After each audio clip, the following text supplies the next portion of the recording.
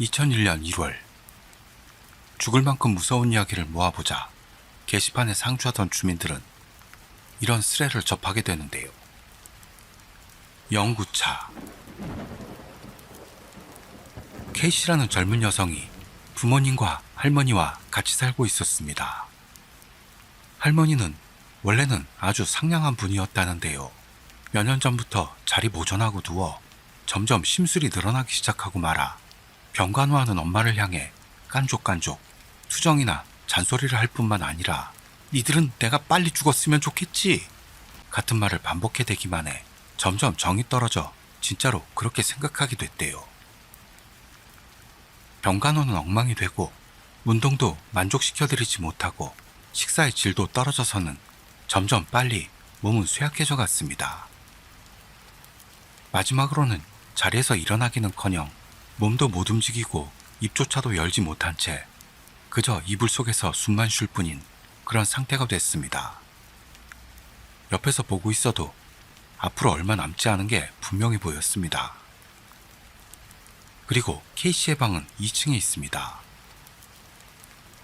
어느 날 밤 그녀가 자고 있는데 밖에서 갑자기 자동차 경적 소리가 울렸습니다. K씨는 그대로 마음 쓰지 않고 자려고 했는데요. 한참 뒤에 다시 소리가 납니다. 몇 번이나 울리길래 시간도 시간이니만큼 너무도 비상식적인 경적에 화가 나 커튼을 걷고 밖을 내다봤대요. 그러자 K씨는 소름이 돋았습니다. 집 앞에 멈춰 서 있는 차는 한 대의 큰 영구차였던 겁니다. 그리고 사람이 타 있는 건지 아닌지 시동이 걸린 모습도 아닌 듯 조용합니다. K씨는 무서워져 머리부터 이불을 뒤집어 썼습니다. 부들부들 떨고 있었는데요. 그 뒤로는 아무 소리도 안 들리게 됐고 진짜로 조용해진 거죠. 아침이 되어 K씨는 부모님에게 지난밤 경적 소리 못 들었냐고 물었습니다. 둘은 모른다고 합니다. 그렇게 소리가 났는데 몰랐다니 영문을 몰랐습니다만 부모님이 거짓말하는 것으로 보이지도 않았고 또한 그럴 이유도 없어 보였습니다. 하여 다소 냉정을 되찾게 됐겠죠. K씨는 그건 어쩌면 할머니를 모시러 온 건 아니었을까 하는 결론에 도달했습니다. 그녀로선 그 이상은 생각할 수 없었던 것. 하지만 할머니는 여전히 건강한 상태 그대로였습니다. 다음날 밤도 영구차는 왔습니다. 그 다음날 밤에도요. K씨는 무시하려고 했는데요. 이상하게도 K씨가 2층에서 차를 내려다보지 않는 한 경적 소리는 절대로 울리지 않는 겁니다. 공포로 인해 뜬 눈으로 새는 밤이 계속되는 바람에 K씨는 점점 노이로즈에 가깝게 되어갔습니다. 7일째 일입니다. 부모님이 무슨 일이 생겨 친척 집으로 외출해야만 하는 일이 생겼어요. 실은 K씨도 가야만 하는 자리였고요. 또한 본인도 다른 사람들에게 말할 수 없는 이유로 그렇게 바라고 있었던 겁니다만 할머니가 계시니 누군가는 반드시 옆에 있어야만 합니다. K씨는 아시다시피 노이로제로 정신 상태가 좋지 않은 상태라 부모님은 둘 다 강제적으로 집을 지키도록 했고 차를 타고 떠났습니다. K씨는 두려움을 달래려고 최대한 재미있는 TV 프로를 보도록 노력했습니다. 할머니 방에는 무서워서 들어가지 못하고 갖다 드려야만 하는 점심도 그대로 내버려 두었습니다. 그러던 부모님은 저녁까진 돌아오겠다는 말을 남기고 갔습니다만 약속 시간이 되어서도 돌아올 기미가 없습니다. 시간은 밤 9시를 넘어갔고 이윽고 12시가 넘고 평소대로 영구차가 올 시간이 시시각각 다가오고 있어도 연락 전화 한 통조차 없는 형편이었습니다. 역시나 그날도 경적이 울렸습니다. K씨는 그때 1층에 있었던 건데요. 가까이서 지켜보는 건 너무도 싫어서 평소처럼 2층 창문을 통해 밖을 내려다봤습니다. 그런데 어떻게 됐을까요? 원래는 조용했던 차에서 검은 옷을 입은 사람들 여러 명이 내리더니 대문을 열고 들어오는 게 아니겠습니까? K씨는 완전히 겁에 질려버리고 말았습니다. 그러는 동안 계단 아래에 벨이 울리는 소리가 들렸어요. 계속해서 울렸습니다. 벨소리는 가벼운 노크 소리로 바뀌고 종국에는 점점 세게 쾅쾅쾅쾅쾅쾅 두드리기 시작했습니다. K씨는 더 이상은 자기가 살아있는 것 같지도 않습니다. 그러다가 K씨의 머릿속에서 혹시 현관문을 깜빡하고 안 잠근 건 아닐까 라는 불안감이 스멀스멀 올라왔습니다. 생각하면 할수록 잊고 안 잠근 것 같습니다. K씨는 벌떡 일어나 엄청난 기세로 계단을 내려가서 현관으로 향했습니다. 하지만 현관에 도착하던 그 순간 현관 옆에 놓인 전화기가 요란하게 울리기 시작했던 겁니다. 미친 듯이 두드리는 문소리는 계속되고 있었고요. K씨의 다리는 딱 멈춰서 움직일 수 없게 됐고 두 손으로 양쪽 귀를 막고는 비명 지르고 싶은 충동을 참아가며 있는 힘껏 수화기를 들었습니다. 여보세요? 여보세요? 여보세요? 땡땡씨 댁인가요? 의외로 부드러운 남자 목소리였습니다. 여기 경찰서인데요. 놀라지 말고 들어주셨으면 합니다만 아까 부모님이 교통사고로 돌아가셨습니다. 저 따님 되시죠? 여보세요? 여보세요? K씨는 멍하니 서 있었습니다. 이상하게도 조금 전까지 시끄럽게 두드리던 문소리는 아무 일도 없었다는 듯 고요해져 있었습니다. K씨는 생각했죠. 어쩌면 그 연구차는 부모님을 태우러 왔던 걸까? 할머니를 데리러 온 게 아니고 그렇다면 할머니는 어떻게 됐을까? 그때 뒤에서 누가 어깨를 두드려 돌아보자 움직이지도 못해야 할 할머니가 서서는 K씨를 향해 웃으며 이렇게 말했습니다. 너도 타는 거야?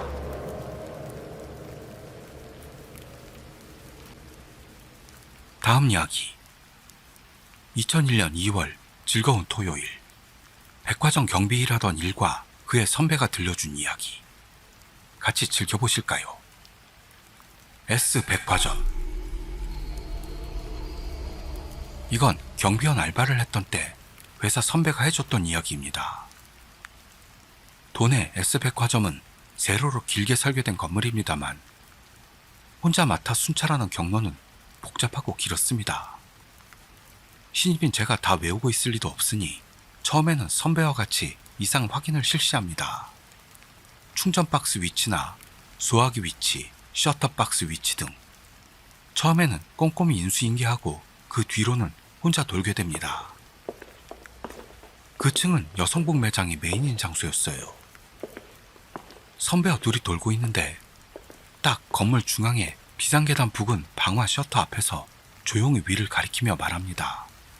이 경보 죽여놨어. 그런 말을 들어도 그때의 나는 고정인가? 정도로만 생각했습니다. 경보는 몇 가지 종류가 있는데요.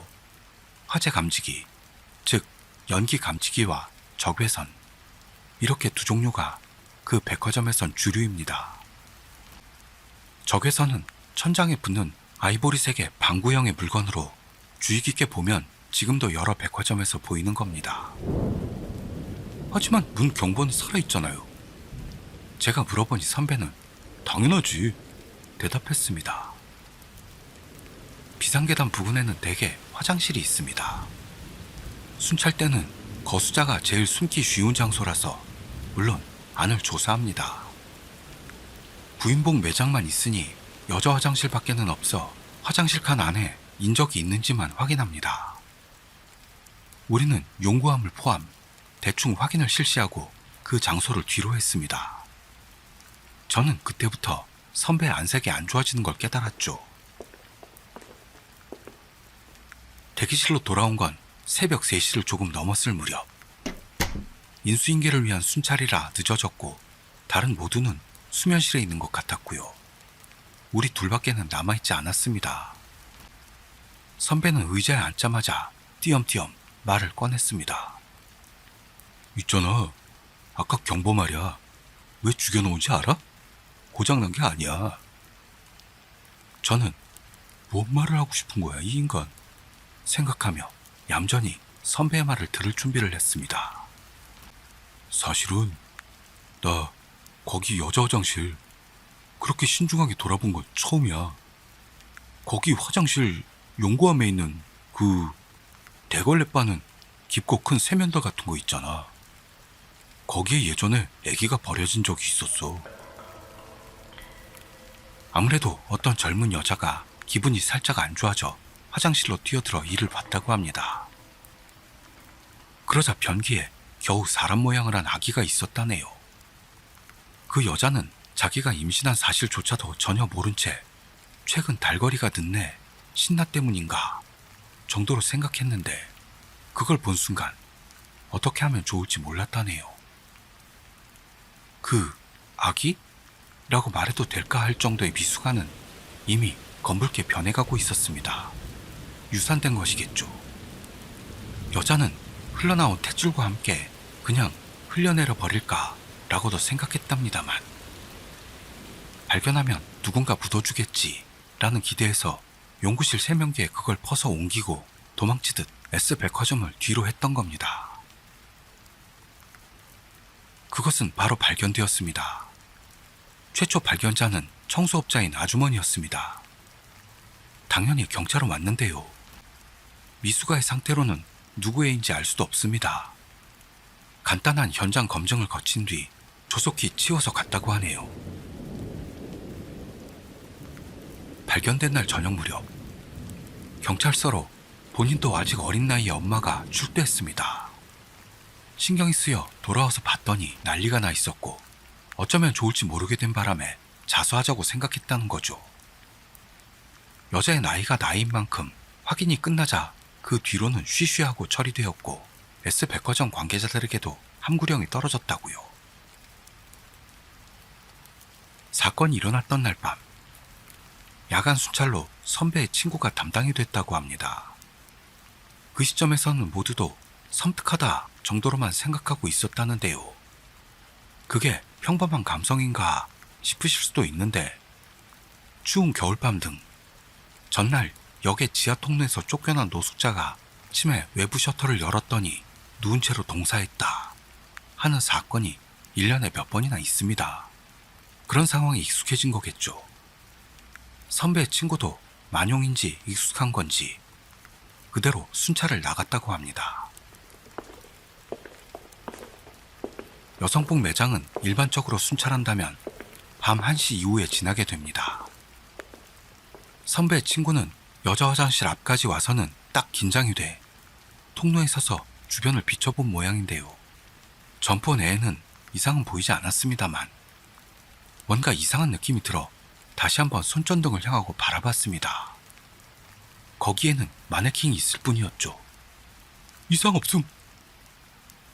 그 사람은 일부러 소리를 내서 확인했대요. 그러자 마네킹의 눈동자가 눈 끝에서 반대쪽 끝으로 빙글 돌더니 자기에게 시선을 향했다고 합니다.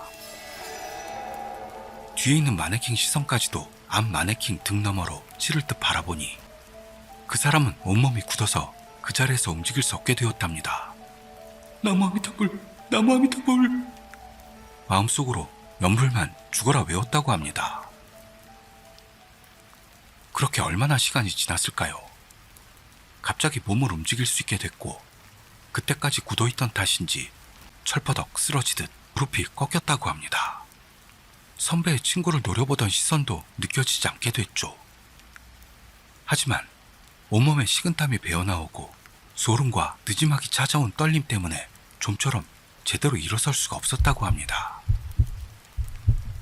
무릎을 꿇고 통로 바닥을 한동안 가만히 보고 있는데 갑자기 허리에 찬 무선 호출이 울렸습니다. 장소 땡땡땡 경보 발령. 관리실에서였습니다. 감지기가 반응하고 있다는 겁니다. 조건반사적으로 무전기를 손에 들고 경보 확인! 하며 큰 소리로 대답했다네요. 그 덕분인지 뭔지 그 사람은 그 대화로 인해 진정할 수 있었고 겨우 일어설 수가 있었습니다. 경보가 울린 장소는 선배의 친구가 있는 곳 옆. 네, 여자 화장실 앞에 있는 감지기였어요. 마네킹의 시선을 더는 느끼지는 않았습니다만 앞을 볼 수가 없었다고 합니다. 2m 정도 앞에 있는 경보기 해제 박스가 있는 곳까지 가 원래라면 이상을 확인해야만 했습니다만 그대로 해제 후 재설정을 했다고 합니다. 땡땡땡 경보 발령 이상 없음. 관리실에 연락을 넣고 그 사람은 그대로 쟁걸음으로 거기를 떠나려고 했습니다. 하지만 순간 시야 속에 들어온 점포의 이변을 차단하지 못하고 주변에 있던 마네킹의 목만이 그그극 하며 여자 화장실 쪽으로 돌아가기 시작하는 게 시야에 들어오고 말았다고 합니다. 게다가 몸의 움직임과는 반대로 눈동자만은 그 사람 쪽을 노려보듯 움직이고 있습니다. 장소 땡땡땡 경보 재발령. 허리에 찬 무전기가 큰 소리를 내고 있습니다만 움직일 수도 없었다네요. 그런 상태가 수십 분을 계속되고 있어 관리실에서는 선배와 다른 몇 사람이 나와 상태를 보러 오게 되었는데요. 달려가서 봤더니 그 사람은 굳은 채로 서 있었고 어둠 속에서도 알 수 있을 정도로 땀범벅으로 남색 제복은 흠뻑 젖어 있었습니다. 선배는 일단 경보기를 재설정하고 친구 손을 끌고 대기실로 돌아왔다네요. 선배는 한참 뒤 진정된 친구에게 물어봤답니다. 그 당시 여성복 매장 마네킹은 눈동자 부분에 유리를 박은 걸 사용하고 있었습니다. 보통은 브러쉬로 그려져 있는데요. 대여 요금도 똑같고 살짝 고급스럽게 보여서 모든 점퍼가 마네킹 눈동자를 유리알로 하고 있었대요. 그 유리 눈동자는 라이트를 비추면 시선을 향하듯 보여서 그런 착각일 거라며 친구를 달랬다고 합니다. 경보기 작동은 세팅을 해도 10분 정도 후에 다시 울렸기 때문에 고장이다 하게 됐고 나중에 바꿀 때까지 그대로 해체한 채 그날은 그렇게 끝을 낸 것 같아요. 선배 친구는 며칠 휴가를 냈고 마음을 진정시킨 뒤 다시 그 여성복층의 야간 순찰에 도전했다고 합니다. 그렇게 하지 않으면 결말이 나지 않았을 겁니다. 경보기는 그때까지 몇 번이나 새 것으로 교체했는데요. 한밤중이 되면 자기 멋대로 울리기 때문에 원인 불명인 채로 디코이, 즉 그냥 죽인 채로 놔두고 있었습니다. 선배 친구가 여성복층을 순찰했던 시간은 전과 마찬가지로 밤 1시를 넘어서였습니다. 마음을 추스르고 이상을 확인했다는데요. 이번에는 마네킹들은 움직이지 않습니다. 그 사람은 역시 기분 탓이었던 건가? 생각. 여자 화장실 안으로 들어갔습니다. 거기도 딱히 이상은 없었다는 모양으로 밖으로 나가려고 했던 순간 그게 곁눈에 들어왔다고 합니다. 여자 화장실에는 한쪽 벽에 화장 거울이 있고 그중 하나가 용구한 문을 비추고 있었습니다. 그 문이 서서히 투명해져 가듯 보였다고요. 선배 친구는 옆으로 향한 얼굴을 거울 쪽으로 향하지도 못하고 한쪽 눈으로 거울을 바라보고 있었다고 합니다. 완전히 투명해진 용구함은 희고 큰 세면기를 거울 앞에 드러내고 있었습니다. 그 안에는 녹아버린 것 같은 팔을 세면기 가장자리에 걸치고 머리라고 생각되는 게 천천히 일어나려고 하고 있는 게 보였다고 합니다. 그 사람은 엄청난 기세로 선배들이 있는 대기실로 달려들어갔습니다. 그 뒤로 갈 야간 경비 코스를 날리고 돌아왔다네요. 역시나 선배들도 섬뜩해져 거기 있던 모두가 같이 나머지 순찰 경로를 돌았다고 합니다. 선배의 친구는 다음날 일을 그만두었습니다. 그 탓인지 뭔지는 모르겠는데 마네킹의 눈동자는 유리알에서 다시 그림으로 또는 마네킹 자체가 배치되지 않게 되었대요. 그리고 그때까지 없었던 용구함에 자물쇠가 달리고 경보기는 그대로 죽여놓은 채로 있게 됐습니다. 저는 잠자코 선배 이야기를 다 들은 후 그걸로 이젠 아무 일도 안 일어나겠죠? 물었더니 그때 처음으로 선배 얼굴이 새파래지는 걸 깨달았습니다. 아니 모르겠어. 내가 말했잖아. 그 뒤로는 나를 포함 누구도 야간 경비에서 그 여자 화장실을 제대로 순찰해 본 놈은 없으니까. 하지만 오늘은 아무 일도 없었잖아요. 제가 그렇게 말하자 선배는 그러냐? 그런 것 같네, 너한테는. 하더니 입을 다물고 말았던 겁니다. 저에게는 그 뒤에도 그 장소에서는 괴이라고 불릴 일은 없었어요. 물론 여자 화장실 안에는 안 들어갔지만요. 선배는 제가 일을 그만둘 때까지 그 이상은 이야기해주지 않았습니다. 저와 순찰했던 그날, 선배는 여자 화장실 거울을 보고 말았다고 합니다. 거기에는 무수한 아이의 손자국이 있었고 그게 점점 거울에 비친 선배 쪽으로 옮겨가고 있었다고 합니다. 무섭네요. 예전 감성의 이런 스레들이 전 너무 좋습니다. 오늘은 여기까지 할게요. 다음 이야기에서 봬요. 감사합니다.